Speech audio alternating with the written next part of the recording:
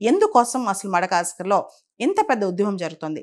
Basic necessities, ప్రజలకి కనీస అవసరాల కోసం, ఫుడ్ కోసం, ఎలక్ట్రిసిటీ కోసం, ఇవన్నీ అనమాట, బేసిక్ నీడ్స్ కోసం అనమాట. దాదాపు మడగాస్కర్లో 3/4 మంది ప్రజలు, అంటే దాదాపు 3/4 ఉన్న ప్రజల్లో దాదాపు 75-80% బీపీఎల్లో బతుకుతున్నారు. బిలో పావర్టీ లైన్ అనమాట.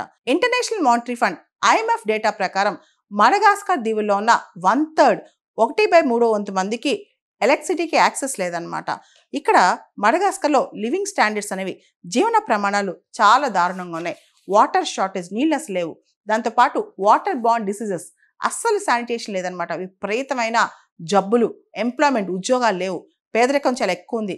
ప్రభుత్వం విపరీత నిర్లక్ష్యం, దాంతోపాటు గవర్నమెంట్లో విపరీతమైన కరప్షన్ అనమాట. ఎకనమిక్ మిస్మేనేజ్మెంట్ కావచ్చు, గవర్నెన్స్ ఫెయిల్యూర్ కావచ్చు, వీటన్నిటితో అక్కడున్న యువతకి, స్టూడెంట్స్కి, టీచర్స్కి, పబ్లిక్ సెక్టర్ వర్కర్స్కి, అన్ఎంప్లాయిడ్ పీపుల్కి అందరికీ కోపం వచ్చింది. దాంతో వాయిలెన్స్కి దిగారు.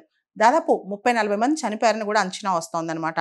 వాయిలెన్స్, హింస, అన్నిటినీ పడగొట్టడం, పగలగొట్టడం, దగ్ధం చేయడం, ఇవన్నీ స్టార్ట్ అయినమాట. దాంతో మడగాస్కర్ ప్రెసిడెంట్ ఆండ్రీ రజోలినా వాళ్ళ గవర్నమెంట్ని డిజాల్వ్ చేశారు.